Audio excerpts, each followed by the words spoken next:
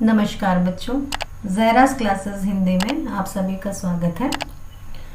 आज हम silver wedding part का तीसरा भाग पढ़ेंगे और इसको आगे बढ़ाएंगे। तो बच्चों, पिछले भाग में हमने देखा था कि कैसे यशोधर जी जो हैं वो पुराने ख्यालात के मालिक हैं और वो अपने आप को एक ऐसे मुकाम पर पाते हैं जहां वो ये समझते हैं और जहां उन्हें ये लगता है कि वो बुजुर्ग हैं और उनको सम्मान मिलना चाहिए समाज में। लेकिन दूसरी तरफ वो ये भी समझते हैं कि भाई समाज जब नहीं है या उस तरह का समाज नहीं है और जिस तरह का समाज वो अपने दिलो दिमाग में एक्सपेक्ट करते हैं या जिस समाज से होते हुए आए हैं, तो उन्हें ऐसा लगता है कि जब उस तरह का समाज है ही नहीं तो उन्हें ऐसा पद क्यों मिले। और वो ये भी एक उम्मीद रखते हैं अपने बच्चों से कि भाई मुझे अपने किसी भी ख्यालात में या किसी भी तरह का कोई मशवरा है तो मुझे उसमें मेरे बच्चे शामिल करें। लेकिन वो ये भी जानते हैं कि किसी को भी किसी चीज़ के लिए आप बहुत दबा नहीं सकते या आप उनको बहुत ज़्यादा प्रेशर नहीं कर सकते। लेकिन वो ये चाहते हैं कि उनके बच्चे उनका कहीं ना कहीं सलाह मशवरा में उनको स्थान दें, उनकी बातों को भी अपनी बातों में लें। लेकिन साथ में वो ये भी चाहते हैं कि बच्चे उनके कथन को पत्थर की लकीर भी ना समझे कि उन्होंने कह दिया और उन्हें मानना ही पड़े। तो ये सारी चीज़ें जो हैं यशोधर बाबू अपने दिमाग में सोचते हैं और एक सबसे गहरी बात वो ये मानते हैं कि आज की पीढ़ी या अगली जनरेशन जो है वो भले ही कई प्रकार के नॉलेज या ज्ञान से भरी हुई है, लेकिन एक्सपीरियंस उससे ऊपर है। किसी भी तरह का अनुभव जो है वो नॉलेज से ज़्यादा ऊपर होता है और इस एक्सपीरियंस का या अनुभव का कोई भी सब्स्टिट्यूट नहीं होता। और यही बात उनको बार बार ये सोचने पे मजबूर करती कि भाई वो उनका एक्सपीरियंस है, उनका अनुभव है और उनके बच्चे जो हैं उनके अनुभव को अपनी किसी भी तरह की परेशानी में एक सलाह के रूप में उनसे लें। लेकिन ऐसा यशोधर जी सोचते हैं। लेकिन जब वो अपने बच्चों के सामने इस बात को रखते हैं तो बच्चे बिल्कुल यही बात कहते हैं कि उनको जब किसी बात का या किसी टॉपिक का पता नहीं है तो वो उस टॉपिक पर अपने बब्बा की यानी यशोधर जी की राय कैसे ले सकते हैं। हमने पिछली बार यहाँ तक देखा था। अब हम आगे बढ़ते हैं। तो बच्चों, आपको ये पता था कि पिछले भाग में हमने देखा कि वो कैसे वो प्रवचन में बैठते हैं, लेकिन उनका सारा ध्यान जो होता है परिवार के मंथन में कहीं ध्यान बट जाता है। उनका कोई भी ध्यान उनका प्रवचन में नहीं होता। एक चीज़ ये है कि वो बहुत दिलो जान से इस चीज़ को नहीं करना चाहते, लेकिन क्योंकि वो किशन दा के बहुत बड़े भक्त हैं और उनका अनुसरण करते हैं तो उनको ऐसा लगता है कि किशन दा ये करते थे तो एक उम्र में आने के बाद मुझे भी ऐसे करना चाहिए। तो क्या हुआ प्रवचन सुनने के बाद? प्रवचन सुनने के बाद यशोधर बाबू सब्जी मंडी गए। यशोधर बाबू को अच्छा लगता अगर उनके बेटे बड़े होने पर अपनी तरफ से ये प्रस्ताव करते कि दूध लाना, राशन लाना, CGHS डिस्पेंसरी से दवा लाना, सदर बाजार जाकर दालें लाना, पहाड़गंज से सब्जी लाना, डिपो से कोयला लाना, ये सब काम आप छोड़ दें, अब हम कर दिया करेंगे। एक आध बार बेटों से खुद उन्होंने ही कहा, तब वे एक दूसरे से कहने लगे कि तू किया कर, तू क्यों नहीं करता।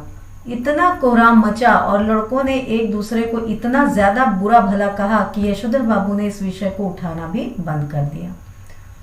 जब से बेटा विज्ञापन कंपनी में बड़ी नौकरी पर गया है तब से बच्चों को का इस प्रसंग में एक ही वक्तव्य है, बब्बा हमारी समझ में नहीं आता कि इन कामों के लिए आप एक नौकर क्यों नहीं रख लेते। ईजा को भी आराम हो जाएगा। कमाओ बेटा नमक छिड़कते हुए यह भी कहता है कि नौकर की तनख्वाह मैं दे दूंगा। तो यहाँ पर प्रवचन खत्म होने के बाद वो घर के तमाम काम जो हैं वो करते हैं और रेगुलर बेसिस पे करते हैं। लेकिन यहाँ पर उनको ऐसा लगता है कि ये सारे काम जैसे दूध लाना, राशन लाना, दवाइयाँ लाना या घर के और भी सामान लेकर आना अलग अलग जगहों से, ये काम जो है वो भले ही करते हैं, घर की ज़रूरत के लिए करते हैं, लेकिन उन्हें एक तरफ ये महसूस होता है कि कभी उनके बच्चे इस काम में उनका हाथ बटाएं। वो कई बार जब अपने बच्चों से इस चीज़ का जिक्र करते हैं तो उनके बच्चे जो हैं एक दूसरे के ऊपर जिम्मेदारी ठेलने का काम करते हैं, यहाँ तक कि बहुत एक दूसरे को बुरा भला भी कहना शुरू कर देते हैं। तो इस तरह का जब घर में कलह देखते हैं, वो इस तरह का लड़ाई झगड़ा देखते हैं अपने बच्चों के बीच, तो वो खुद ही इस विषय को बहुत कम ही उठाना पसंद करते हैं। और सबसे बड़ी बात यह है कि जो बेटा नौकरी करता है इनका, वो जब ये एक स्टेटमेंट देता है कि आप खुद ही ये सारे काम क्यों करते हैं, घर में काम करने के लिए कोई नौकर उन्हें रखना चाहिए, इससे उनकी माँ को भी आराम मिलेगा। यानी कि ईजा को भी, ईजा कहा जाता है वहाँ कुमाऊँ में, ईजा कहा जाता है, वहाँ की लैंग्वेज है ये, माँ को ईजा कहा जाता है। तो यहाँ पे बच्चे कहते हैं कि भाई आप लोग नौकर क्यों नहीं रख लेते, आप लोग को भी आराम हो जाएगा, माँ को आराम हो जाएगा। और एक सबसे बड़ी चीज़ जो एक बहुत ही खुददार पिता के सामने एक बच्चा कहता है उनका कि भाई आप तनख्वाह भी मैं नौकर की दूंगा। तो यहाँ पर एक यशोधर बाबू की खुददारी पर भी कहीं ना कहीं बहुत ज़्यादा ठेस लगती है। उन्हें ऐसा लगता है कि उनका बेटा जो है उनके ज़ख्मों पे नमक छिड़क रहा है। यानी एक तो वो किसी काम में हाथ नहीं बटाता, दूसरा चीज़ ये कि वो ये भी कहता है कि नौकर रख लो तो उसकी भी तनख्वाह वो देगा। तो इस तरह की चीज़ें जो हैं यशोधर बाबू के दिमाग में हमेशा घूमती होती हैं। वो अपने अगली पीढ़ी से कुछ उम्मीदें जो हैं उनकी वैसे ही बंधी होती जैसे वो किशन दा के साथ उन्होंने किया था, और जिस तरह का एक दोनों में रिलेशनशिप था, उसी तरह से वो अपने बच्चों से भी उम्मीद रखते हैं। यशोधर बाबू को यही समहाउ इम्प्रॉपर मालूम होता है कि उनका बेटा अपना वेतन उनके हाथ में नहीं रखे। ये सही है कि वेतन स्वयं बेटे के अपने हाथ में नहीं आता, अकाउंट ट्रांसफर द्वारा बैंक में जाता है। लेकिन क्या बेटा बाप के साथ ज्वाइंट अकाउंट नहीं खोल सकता था? झूठे मुंह से ही सही एक बार ऐसा कहता तो इस पर बेटे का अपने वेतन को अपना समझते हुए बार बार कहना कि यह काम मैं अपने पैसे से करने को कह रहा हूँ, आपसे नहीं, जो आप नुक्ताचीनी करें। इस क्रम में बेटे ने पिता का यह क्वार्टर तक अपना बना लिया है। अपना वेतन अपने ढंग से वह इस घर पर खर्च कर रहा है। कभी कारपेट बिछवा रहा है, कभी पर्दे लगवा रहा है, कभी सोफ़ा आ रहा है, कभी डनलप वाला डबल बेड और सिंगार मेज, कभी टीवी, कभी फ्रिज। क्या हुआ यह? और ऐसा भी नहीं कहता कि लीजिए पिताजी मैं आपके लिए ये टीवी ले आया। कहता है कि यह मेरा टीवी है, समझे, इसे कोई न छुआ करे, क्वार्टर ही उसका हो गया, ये अच्छी रही। तो यहाँ पर वो अपने दिल की भड़ास यहाँ पे निकालते हैं जो उन्हें समहाउ बहुत इम्प्रॉपर लगता है, जो इनका तकिया कलाम है कि कुछ एक्टिविटीज़, अपने बच्चों की कुछ हरकतें, कुछ रहन सहन का तरीका जो है यशोधर बाबू को पसंद नहीं आता। वो हर बार वो अपने गुजरे ज़माने से, अपनी ज़िंदगी, अपने रहन सहन से वो कंपेयर करते रहते हैं।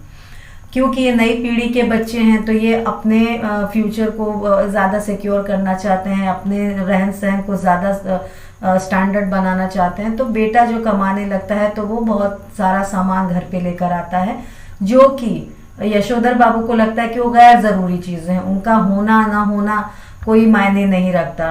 तो कुछ चंद चीज़ों में कारपेट है, पर्दे हैं, डबल बेड का गद्दा है, या सिंगार मेज़ है, ये फ्रिज है, ये सारी चीज़ें जो हैं ज़रूरत की चीज़ें हैं, लेकिन उन्हें लगता है कि ये कोई इनका कोई बहुत उपयोग नहीं है।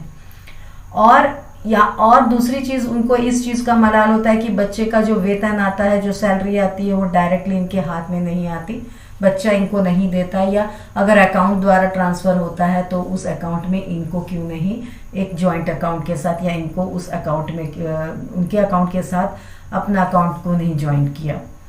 ये सारी चीज़ें उनके दिमाग में होती हैं, और वो इस चीज़ का मलाल रखते हैं कि अभी तो वो रिटायर नहीं हुए हैं और क्वार्टर भी अभी उन्हीं का है, लेकिन इसमें खुद के कमाए हुए पैसों से क्वार्टर को अपने तरीके से ये बनाने की कोशिश करते हैं उनके बच्चे, जो उन्हें पसंद नहीं है। और वो कहते हैं कि ये भी बहुत अच्छी बात है कि भाई घर मेरा, मकान मेरा, और यहाँ पर बाकी सारी चीज़ें जो हैं, जो सारी मिल्कियत है, वो बच्चा अपनी बयान कर रहा है। तो यहाँ पर ये चीज़ें उनको समहाउ इम्प्रॉपर लगती हैं।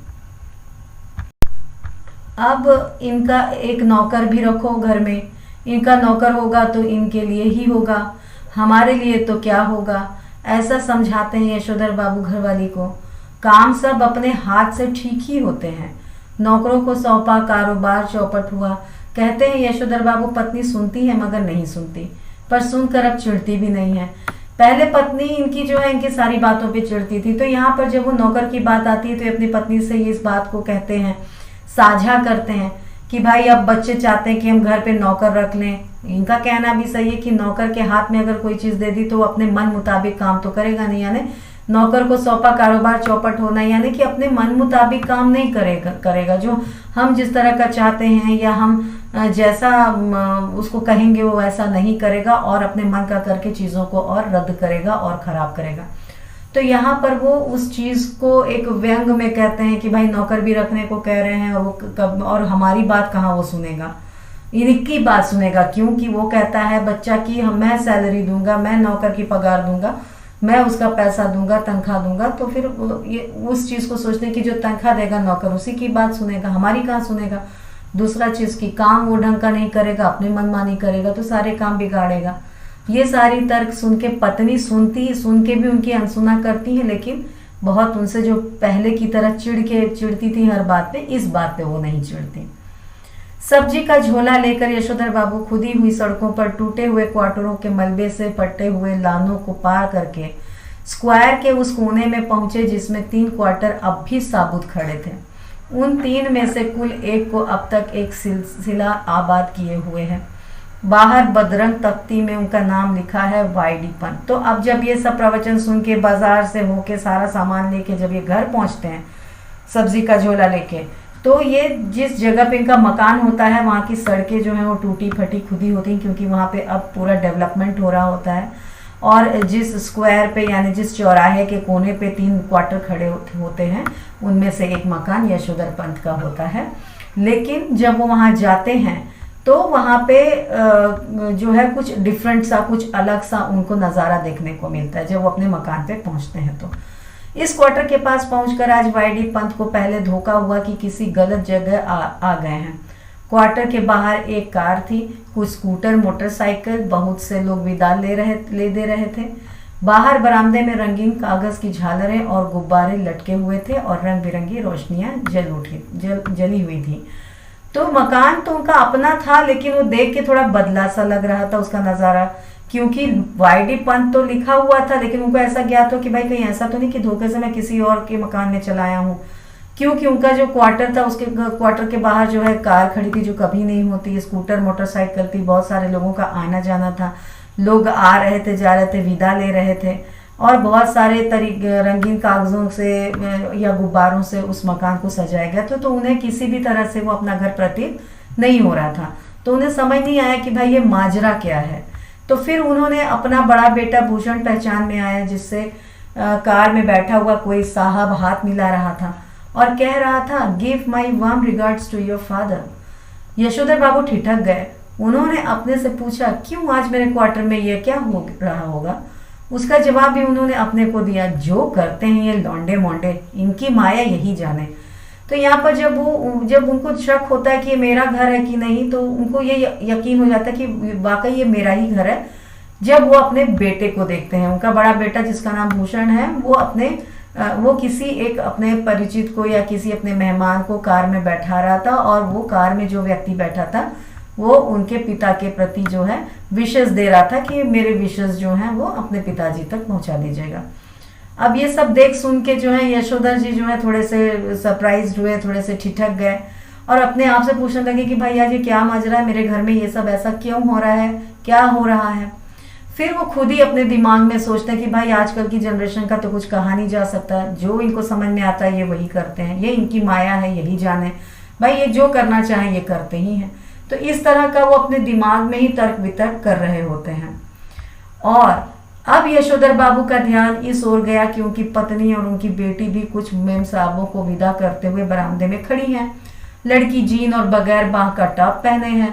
यशोधर बाबू उससे कई मर्तबा कह चुके हैं कि तुम्हारी अब पतलून और सैंडो बनने वाली ड्रेस मुझे तो समहाउ इम्प्रॉपर मालूम होती है, लेकिन वह भी जिद्दी ऐसी है कि इसे ही पहनती है और पत्नी भी उसी की तरफदारी करती है। कहती है, वह सिर पर पल्लू वल्लू मैंने कर लिया बहुत तुम्हारे कहने पर, समझे, मेरी बेटी वही करेगी जो दुनिया कर रही है।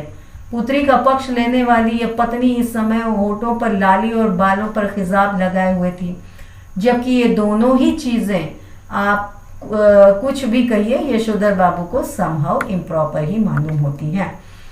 तो यहाँ पर पहला तो फिर भूषण को उन्होंने देखा कि किस तरह से वो किसी एक व्यक्ति के साथ हाथ मिला रहा था। फिर जब वो और आगे बढ़े तो अपने पत्नी और बच्ची को देखा उन्होंने, बेटी को देखा जो और भी मेहमानों को अटेंड कर रही थी, उनको विदा कर रही थी, सी ऑफ कर रही थी।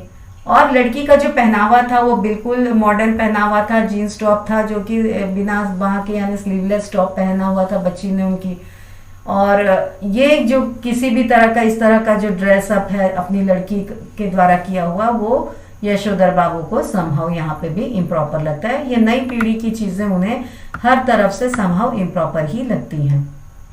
उसके साथ साथ उनकी पत्नी भी जो है इसी नए जमाने के रंग में रंग चुकी हैं। वो अपनी बेटी की ही तरफदारी करती हैं। जब यशोधर जी के द्वारा मना करने के बाद भी लड़की नहीं मानती है तो उसकी तरफदारी जो है उनकी पत्नी करती हैं। कहती हैं कि भाई वो जमाने लद गए, पल्लू वल्लू हम ले लिया करते थे, साड़ी के ओट में हम अपने चेहरे को ढांक लिया करते थे, वो ज़माने और थे, हमने कर लिया लेकिन हमारी बेटी नहीं करेगी। जो ज़माने का ट्रेंड है उसी के साथ चलेगी, वो जो दुनिया की जो रीत अभी चली आ रही है उसी पे वो करेगी, वो जो ट्रेंड है। और इस तरह से वो अपनी बच्ची के ही साथ हैं। तो यहाँ पर एक चीज़ देखने वाली बात है कि यशोदा जी की जो पत्नी है जो कि उन्हीं के ज़माने की है लेकिन उन्होंने ज़माने के साथ खुद को चेंज कर लिया। जो दौर था उस दौर के हिसाब से अपने आप को उन्होंने ढाल लिया और होठों पे लाली यानी लिपस्टिक लगा के, बालों में डाई लगा के, खिजाब यानी डाई होता है लगा के, और ये सारी चीज़ें जो है वो अपने आप को वो उसी रंग ढंग में उन्होंने रंग लिया था। लेकिन ये सारी चीज़ें यानी इस तरह का पहनावा, इस तरह का रहन सहन फिर यशोधर बाबू को समहाउ इम्प्रॉपर ही मालूम होता है, क्योंकि अभी भी वो इस ट्रेंड के साथ वो चलना नहीं सीख पाए हैं। अभी भी वो अपने पुरानी ही तरह की जिंदगी में वो अपने आप को कंफर्टेबल महसूस करते हैं। आधुनिक किस्म के अजनबी लोग की भीड़ देखकर यशोधर बाबू अंधेरे में ही दुबके रहे। उनके बच्चों को इसलिए शिकायत है कि बब्बा तो एलडीसी टाइपों से ही मिक्स करते हैं। जब कार वाले लोग चले गए तब यशोधर बाबू ने अपने क्वार्टर में कदम रखने का साहस जुटाया। भीतर अब भी पार्टी चल रही थी। उनके पुत्र पुत्रियों के कई मित्र तथा उनके कुछ रिश्तेदार जमे हुए थे। उनके बड़े बेटे ने झिड़की सी सुनाई, बब्बा आप भी हद करते हैं। सिल्वर वेडिंग के दिन 8:30 बजे घर पहुंचे हैं। अभी तक मेरे बॉस आपकी राह देख रहे थे। हम लोगों के यहाँ सिल्वर वेडिंग कब से होने लगी? यशोधर बाबू ने शर्मीली हंसी हंस दी। जब से तुम्हारा बेटा 1,500 माहवार कमाने लगा तब से। यह टिप्पणी थी चंद्रदत्त तिवारी की जो इस साल SAS पास हुआ है और दूर के रिश्ते के से यशोधर बाबू का भांजा लगता है। तो यहाँ पर जब पूरी अजनबी लोगों की भीड़ उन्होंने देखी और इसमें उन्होंने अपने आप को बिल्कुल सहम गए, वो उस चीज़ को देखकर डर गए या एक कॉम्प्लेक्स से घिर गए, क्योंकि जिस समाज में या जिस तरह के लोगों के बीच में उनका उठना बैठना था उस तरह के लोग नहीं थे।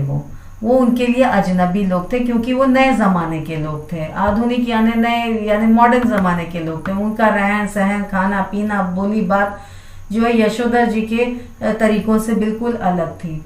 तो इसीलिए वो क्या हुए कि वो दुबके रहे, उनको एक कॉम्प्लेक्स हो गया, वो भीड़ में ही दुबके रह गए, क्योंकि उनके घर में जो लोगों की भीड़ थी वो उनके जैसे नहीं थे। और इसीलिए जो है ये सब चीज़ें जब उनके बच्चे देखते हैं तो वो उनको कहते हैं कि आप LDC टाइपों से ही मिक्स करते हैं, यानी कि जो जिनका लो डेवलपिंग स्टेटस होता है या लो ग्रेड के होते हैं या जो बहुत लो सोचते हैं, उस तरह के लोगों के ही साथ जो है इनका जो है मेंटल लेवल मिलता है। और इस चीज़ की वो उनके बच्चों को बहुत शिकायत रहती है यशोधर जी से। तो यहाँ पे बच्चों देखिए, जिस तरह की शिकायत यशोधर जी को है कि उनके बच्चों से है कि वो बहुत तेज चल रहे हैं, उसी तरह से बच्चों को यशोधर जी से शिकायत है कि वो ज़माने के साथ नहीं चल रहे हैं, वो अभी भी उसी रास्ते पर, उसी ट्रैक पे, उसी दौर में जी रहे हैं। और जब ये यशोधर जी जब देखते हैं कि कार वाले चले गए जिनसे उनको कॉम्प्लेक्स हो रहा था, जिनमें वो मिलना नहीं चाह रहे थे, तो उन्होंने अपने घर में कदम रखा और जब अंदर घुसे तो उनको दिखा कि भाई घर के अंदर तो पार्टी चल रही है और सारे बच्चे, उनकी पत्नी और कई मित्र, रिश्तेदार, सारे लोग जमा हुए हैं।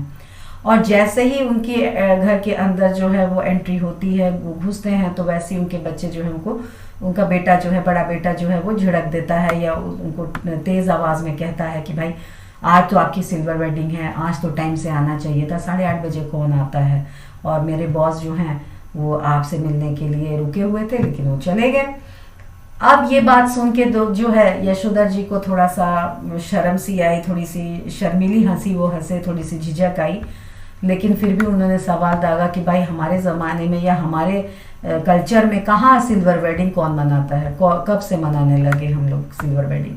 तो उनका जो एक रिश्तेदार है जो दूर का भांजा लगता है, जिसका नाम चंद्रदत्त तिवारी है, उसने जो है ये इस बात का जवाब दिया कि भाई जब से आपका बेटा 1,500 माहवार कमाने लगा है। तो बच्चों देखिए, समाज जो है, पुराने कल्चर्स तो भाई जिनको लेके चलना है वो लेके चलते हैं, लेकिन आज के दौर में या जो मॉडर्न दौर जब आता है, एक नई पीढ़ी जब आती है, तो वो नए तरीके से जब जीती है तो वो अपने हिसाब से कुछ नए तरह के ओकेजन्स या नए तरह के कल्चर में वो ढलने की कोशिश करते हैं। और ये सब डिपेंड करता है कि आपका फाइनेंशियल स्टेटस कैसा है, आप फाइनेंशियली कितने स्ट्रांग हैं।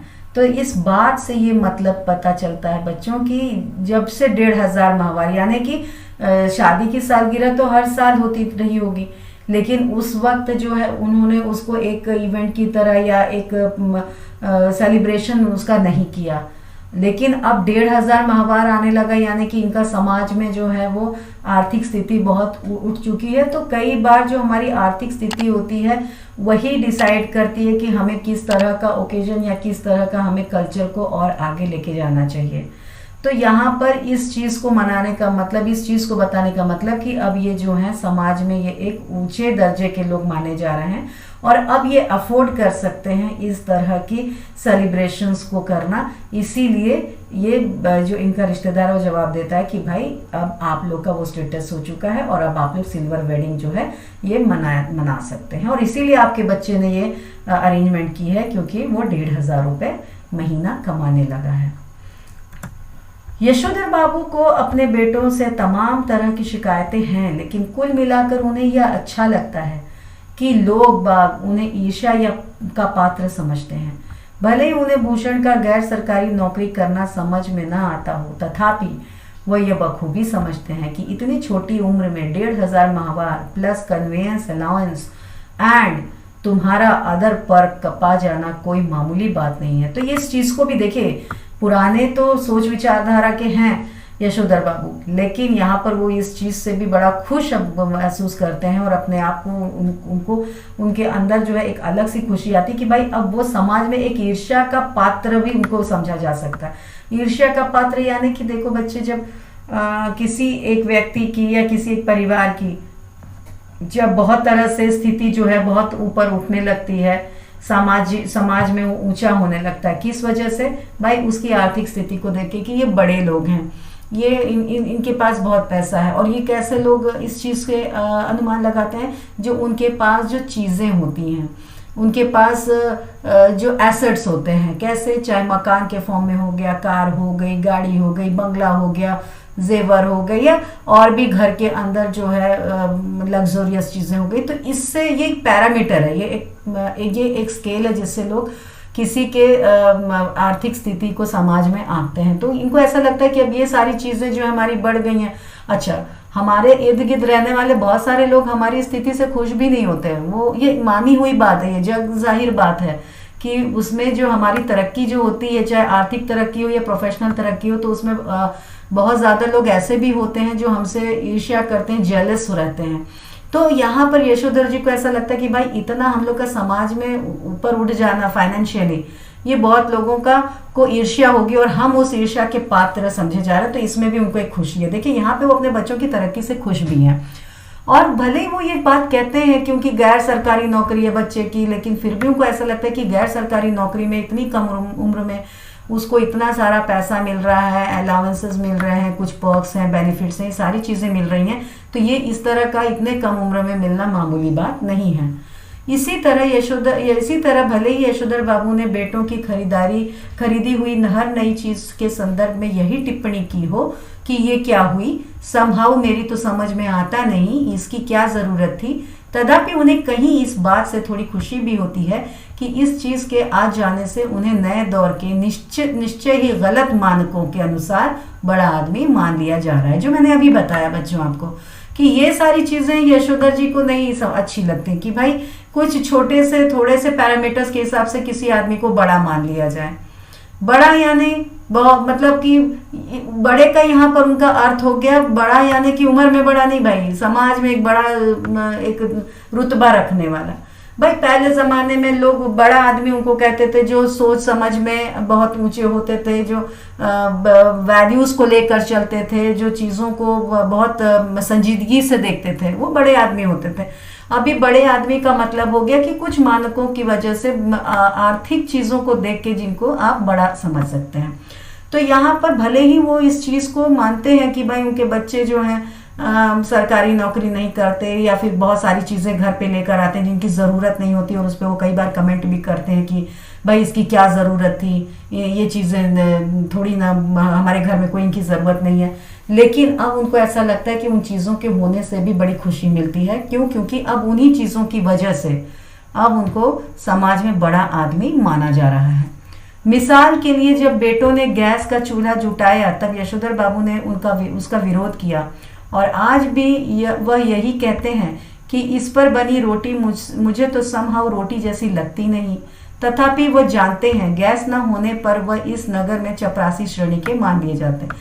वही बात हो गई यहाँ पर कि जब गैस आई तो भाई गैस नई चीज थी, गैस पे खाना बनना बहुत सारे लोगों को जो है उसका खाना पसंद नहीं आता था। आज भी जो पुराने लोग हैं, जो आज भी कहीं गांव में देहातों में बच्चों चूल्हे पे बनता है, लकड़ी पे बनता है, गोईठी पे बनता है, तो उसके खाने का जो स्वाद है वो गैस पे पके खाने के स्वाद से बहुत अलग होता है और बहुत रुचिकर भी होता है, बहुत टेस्टी होता है। तो यहाँ पे यशोदा जी को ऐसा लगता है कि जो गैस पे चूल्हे पे बनी हुई रोटियां वो किस समहाउ उनको रोटी जैसी लगती नहीं है। लेकिन उनको एक ये भी समझ में आया कि भाई अगर ये सारी चीज़ें जो हैं, जो गैर ज़रूरी चीज़ें हैं लेकिन घर में होनी है, अगर वो नहीं होंगी तो फिर से समाज में उनको एक दुय्यम श्रेणी का या चपरासी श्रेणी का मान लिया जाएगा। तो यहाँ पर ये इस बात से खुश होते हैं कि झूठे ही देख दिखावे ही से सही क्यों नहीं, इनका जो है समाज में बड़े आदमी का एक स्टेटस बन चुका है। क्यों? क्योंकि बड़े आदमी का जो मानक है, जो पैरामीटर है, वो सारा इनके घर में मौजूद है। इसी तरह फ्रिज के संदर्भ में आज भी यशोधर बाबू यही कहते हैं कि मेरी समझ में आज तक यह नहीं आया कि इसका फायदा क्या है। बासी खाना खाना अच्छी आदत नहीं ठहरी, और यह ठहरा इसी काम का कि सुबह बना के रख दिया और शाम को खाया। इसमें तो रखा हुआ पानी भी मेरे मन तो आता नहीं, गला पकड़ लेता है। कहते हैं मगर इस बात से संतुष्ट होते हैं कि घर आए साधारण हैसियत वाले मेहमान इस फ्रिज का पानी पीकर अपने को धन्य अनुभव करते हैं। यहाँ पर भी देखिए एक उदाहरण उन्होंने दे दिया कि जब फ्रिज इनके घर में आई तो फ्रिज जैसी चीज को देखकर उन्होंने बस एक यही ख्याल आया कि इसमें बासी खाना इसमें खाना पका के रख दीजिए, बासी करिए, फिर निकालिए, गर्म करिए, खाइए, जो सेहत के लिए भी लाभदायक नहीं है। या फिर उसमें रखा हुआ पानी भी जब वो पीते हैं तो उन्हें नुकसान किसी तरह से हो जाता है, उनका गला पकड़ लेता है। लेकिन अब यहाँ वो अपनी खुशी भी जाहिर कर रहे हैं, वो संतुष्टि भी जाहिर कर रहे हैं कि भाई जब कोई उनसे छोटे या हैसियत में उनसे कम लेवल का जब कोई मेहमान आता है और जब उसे फ्रिज का पानी पिलाया जाता है तो वो अपने आप को बड़ा धन्य समझने लगता है। उसे लगता है अरे वाह, मैंने फ्रिज का पानी पी लिया है। तो जब वो उसका अनुभव या उसकी संतुष्टि जब वो देखते हैं तो खुद में भी संतुष्ट हो जाते हैं कि चलो हम समाज में अब एक बड़े आदमी के रूप में हम लोग स्थापित हो चुके हैं। तो यहाँ पर अपनी सिल्वर वेडिंग की भव्य पार्टी भी यशोधर बाबू को समहाउ इम्प्रॉपर ही लगी। तथापि उन्हें इस बात को से संतोष हुआ कि जिस अनाथ यशोधर के जन्मदिन पर भी कभी लड्डू नहीं आए, जिसने अपना विवाह भी कोऑपरेटिव से 2-4 हजार कर्जा निकाल कर किया बगैर किसी खास धूमधाम के, उसके विवाह की 25वीं वर्षगांठ पर केक, 4 तरह की मिठाई, 4 तरह की नमकीन, फल, कोल्ड ड्रिंक्स, चाय, सब कुछ मौजूद है। तो यहाँ पर ये भी वो अब सोचते हैं कि भाई सिल्वर वेडिंग तो मना रहे हैं, मुझे किसी भी तरह से ये पसंद नहीं है। फिर यहाँ पे देखिए, यहाँ पर भी एक विरोधाभास है, लेकिन उसमें भी वो बड़ी तरह से खुश हैं किस तरह से खुश हैं, क्योंकि सिल्वर वेडिंग तो कोई इम्प्रॉपर समहाउ इम्प्रॉपर लग रही है। क्यों? क्योंकि उन्होंने कभी अपने कल्चर में इसको मनाया नहीं, उनको लगता है हमारा ट्रेडिशन नहीं है, हमारा कल्चर नहीं है, ये जो है मॉडर्न कल्चर है, ये अंग्रेजों का दिया हुआ कल्चर है। लेकिन फिर भी वो जब उसको वो और गहराई से सोचते हैं तो वहां पे उनको थोड़ा सा एक सेटिस्फैक्शन होता है, एक संतोष की भावना उनके अंदर आती है कि वो तो एक अनाथ ही थे एक तरह से, भाई माता पिता थे नहीं, बहुत कम उम्र में चले गए उनको छोड़ के। तो वहां पे उनके जन्मदिन को भी कभी इतने धूमधाम से नहीं मनाया गया होगा, या कभी लड्डू नहीं आए होंगे, या फिर उनकी जब शादी भी हुई थी तो उन्होंने कर्ज लेके कोऑपरेटिव से 2-4 हजार का कर्ज लेके, बहुत ज्यादा धूमधाम नहीं करके, तब भी उन्होंने शादी में भी इतना धूमधाम नहीं किया या इतना खर्च नहीं किया। लेकिन ये 25वीं जो वर्षगांठ थी या 25वीं सालगिरह थी उनकी शादी की, वेडिंग एनिवर्सरी थी उनकी 25वीं, तो इस पर जो है इतने धूमधाम से घर में मनाए जाना, केक काटना, मिठाइयों का अंबार लगना, या तरह तरह के पकवान, नमकीन, फल, ये सब चीज़ देख के वो अपने आप को बहुत अंदर से खुश महसूस करते हैं, बहुत ज़्यादा उनको संतुष्टि मिलती है कि खैर जीवन में उन्होंने जो महत्वपूर्ण, उनके जीवन के कुछ दिन बच्चे होते हैं जो बड़े महत्वपूर्ण, जैसे हमारी बर्थडेज हो गई या किसी तरह का ओकेजन हो गया, कोई एनिवर्सरीज हो गई, तो ये सब खास दिन होता है किसी भी इंसान के जीवन में। तो यहाँ पे यशोदा जी के जीवन में इन दिनों का कोई महत्व ही नहीं है, स्पेशली उनके बर्थडे का या शादी वाले दिन का, क्योंकि उस वक्त उनके पास उतने पैसे नहीं हुआ करते थे। अब यहाँ पर इनके पास पैसे हैं तो इनकी सारी चीज़ें जो हैं, जो बचपन में नहीं हो पाई या जो कभी वो अपने मन मुताबिक नहीं कर पाए, आज पूरी हो रही हैं। और इसी वजह से आज उनकी 25वीं शादी की सालगिरह भी मनाई जा रही है। तो यहाँ पर ये एक अंदर से इनकी खुश होने वाली भावना दिख रही है, भले ही समहाउ ये सारी चीज़ें उन्हें इम्प्रॉपर लगती हों। गिरीश बोला, मुझे आज सुबह बैठे बैठे याद आया कि आपकी शादी 6 फरवरी सन 47 को हुई थी, और इस हिसाब से तो आज उसे 25 साल पूरे हो गए हैं। मैंने आपके दफ्तर फ़ोन किया, लेकिन शायद आपका फ़ोन ख़राब था, तब मैंने भूषण को फ़ोन किया। भूषण ने कहा, शाम को आ जाइए, पार्टी करते हैं, मैं अपने बॉस को भी बुला लूँगा इसी बहाने। गिरीश यशोधर बाबू की पत्नी का चचेरा भाई है, बड़ी कंपनी में मार्केटिंग मैनेजर है, और इसकी सहायता से ही यशोधर बाबू के बेटे को अपना यह संपन्न साला संभव भयंकर ओछाट यानी ओछेपन का धनी मालूम होता है। उन्हें लगता है कि इसी ने भूषण को बिगाड़ दिया है। कभी कहते हैं, ऐसा तो पत्नी बरस पड़ती है, जिंदगी बना दी तुम्हारे 2nd क्लास BA बेटे की, कहते हो बिगाड़ दिया। तो यहाँ पर इनका एक और रिश्तेदार है, साला है इनका, यानी पत्नी का चचेरा भाई, गिरीश नाम है। जब वो देखता है इनको तो कहता है कि भाई सबसे पहले तो मुझे याद आया कि आज जो है आपकी शादी की 25वीं सालगिरह है, 25 साल पूरे हो चुके हैं, और इसी क्रम में वो ये मैंने आपको फ़ोन किया था आपके ऑफिस में, दफ्तर में, लेकिन आपका फ़ोन ख़राब था तो नहीं मिला, और इसी वजह से गिरीश ने भूषण को इस बात की इत्तला दी और एक पार्टी प्लान हो गई। तो ये सारी चीज़ें वो बता रहे कितनी जल्दी जल्दी चीज़ें प्लान हो गई। लेकिन यशोधर बाबू को ये जो चचेरा भाई है अपनी पत्नी का, वो बिल्कुल पसंद नहीं आता। भले वो किसी एक बड़ी कंपनी में है, मार्केटिंग मैनेजर के पद पे है, लेकिन उन्हें और इनके लड़के को भी नौकरी जो है इसी ने दिलाई है। लेकिन इस तरह की मॉडर्न ख्यालात या इस तरह का ओपननेस या फिर बहुत खुले विचारों का होना जो है यशोधर बाबू को फिर से यहाँ पे समहाउ जो है वो छाट लगता है, यानी कि बहुत ओछा लगता है, बहुत छोटा लगता है, और उन्हें ऐसा लगता है कि गिरीश जो है ये इसी तरह के विद्या का मालिक है, और ये इसी ने उनके लड़के को बिगाड़ा है। लेकिन यहाँ पे पत्नी उनकी जो है यशोधर पंत की इस बात से इत्तेफाक नहीं रखती। वो कहती हैं कि भाई आपके 2nd क्लास BA बेटे को, यानी कि बच्चा भी बहुत ज़्यादा एक्स्ट्रा ऑर्डिनरी नहीं था, लेकिन फिर भी उसको ऐसी नौकरी दिला दिया और उनकी ज़िंदगी बना दी, तो और यहाँ पर आप कह रहे हैं कि बिगाड़ दिया। तो यहाँ पे पत्नी जो है थोड़ी सी गुस्से में और थोड़ा सा तंजिया अल्फाजों में यशोधर जी को वो डांटती हैं। भूषण ने अपने मित्रों सहयोगियों का यशोधर बाबू से परिचय कराना शुरू किया। उनकी many happy returns of the day का थैंक यू कहकर जवाब देते हुए जिन लोगों का नाम पहले बता दिया गया हो उनकी ओर वाईडी पंत होम मिनिस्ट्री भूषण फादर कहकर स्वयं हाथ बढ़ाते हुए किशोर यशोधर बाबू ने हरचंद यह जताने की कोशिश की कि भले ही वह संस्कारी कुमाऊनी है तथापि विलायती रीति रिवाज से भी भली भांति परिचित है। तो यहाँ पर वो मेहमानों में उसी तरह से मिलजुल के जो है हाथ मिलाना, जो किसी ने अगर उनको विश किया है तो थैंक यू कह देना और फिर हाथ आगे बढ़ा के मैं अपने खुद का परिचय देना कि आई एम भूषण फादर। तो ये सारी चीज़ें वो आगे बढ़ बढ़ के करते, भले उनको ये सारी चीज़ें अंदर से अच्छी नहीं लग रही थी लेकिन वो ये चीज़ें दिखाना भी चाहते थे कि वाईडी पंत जो हैं वो बहुत विलायती रीति रिवाजों को भी फॉलो करते हैं, यानी फॉरेन कल्चर को भी वो बहुत अच्छे से जानते हैं और उसको फॉलो करते हैं।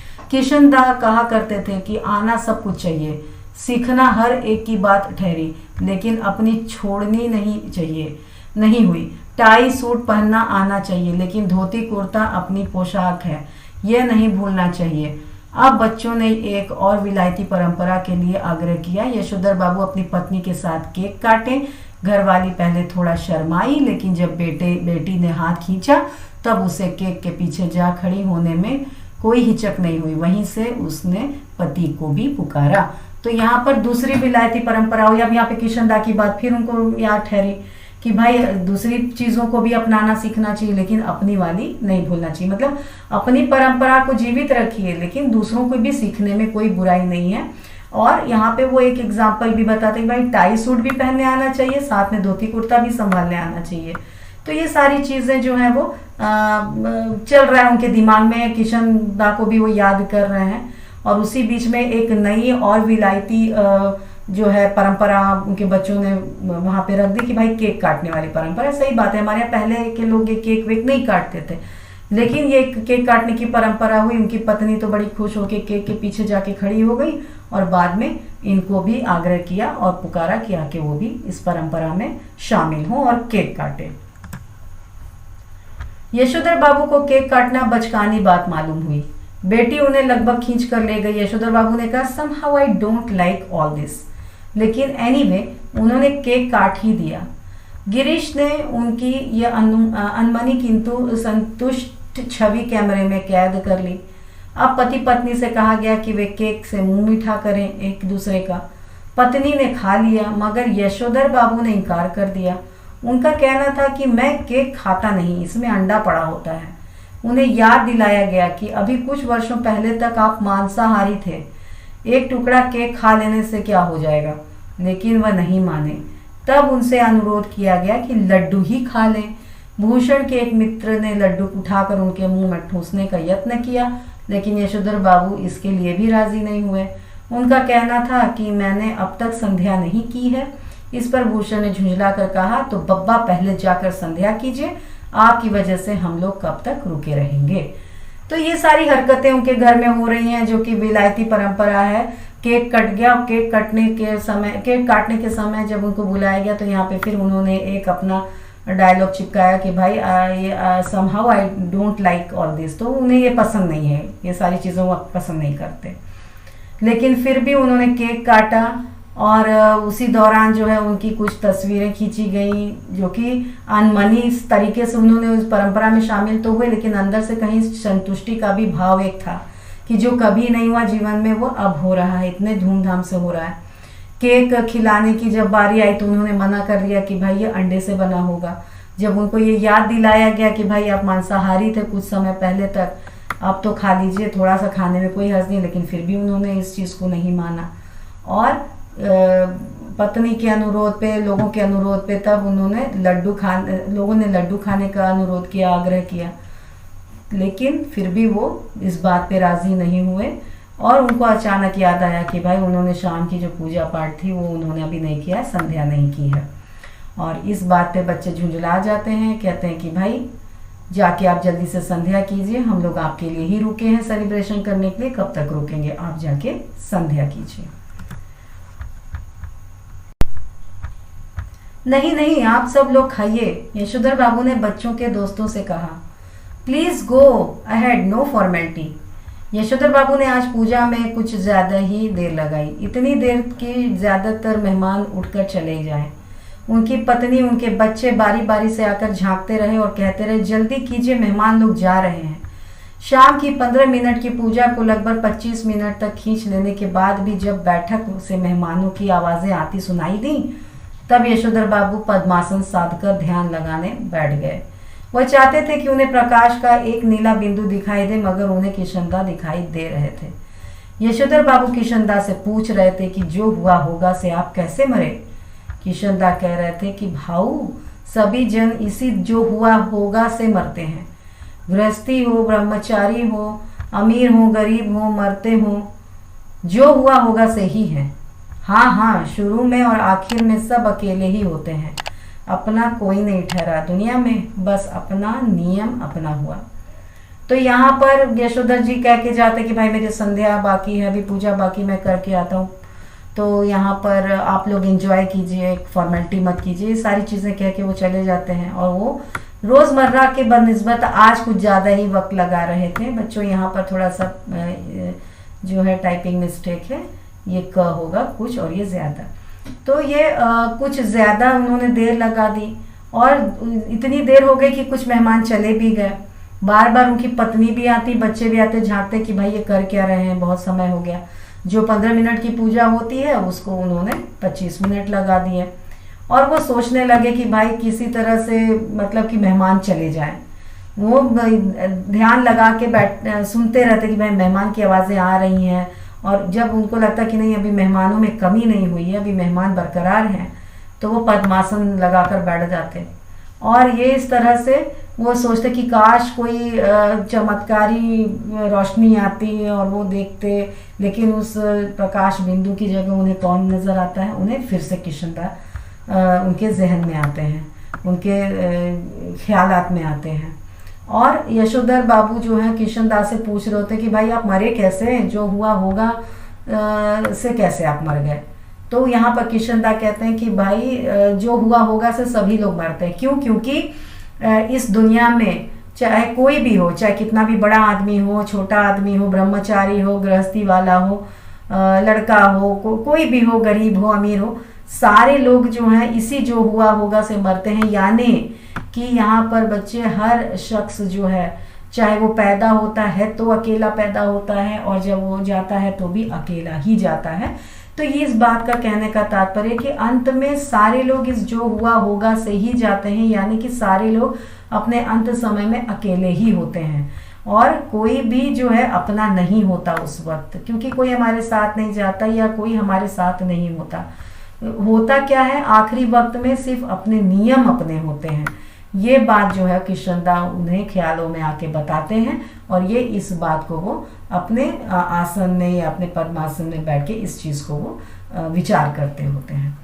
तो बच्चों ये था इस भाग 3 का अंश। आखिरी भाग जो है, चौथा भाग जो है, बहुत जल्द प्रस्तुत करूँगी। तब तक के लिए धन्यवाद। और बच्चे ये कमेंट सेक्शन में कमेंट करिए कुछ, अगर आपको कोई आपके सवाल हैं तो, और इस चैनल को लाइक शेयर सब्सक्राइब ज़रूर कीजिए अपने फ्रेंड्स में, अपने और भी मित्रों में आप इसको भेजिए और बेल आइकन दबाना मत भूलिए।